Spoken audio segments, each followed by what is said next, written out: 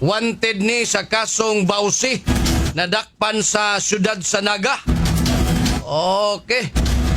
Aritas detalyes balita mga kapuso. Super Guam Logronyo. Logronyo sa Super Radio. Yes, Super Guam, pasok!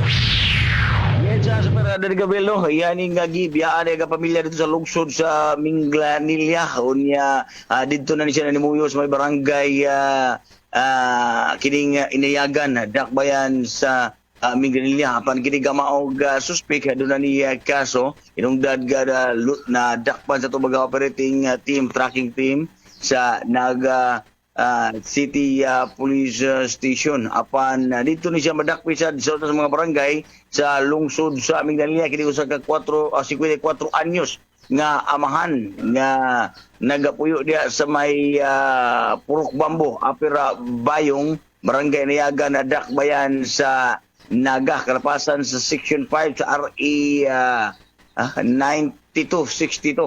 Ang korte hinoon nga ni-issue sa maog warrant nihatag og pagtugot ni maog dinakpan kamahan nga makabutang og piyansa nga 6,000 ka pesos samtag nagpaabot siya siya nga pag-release. Gitanggong siya diya sa Naga City Detention Cell Police Station. Kini si Guama Logronyo sa GMA DWW Super Radio. Dapat totoo.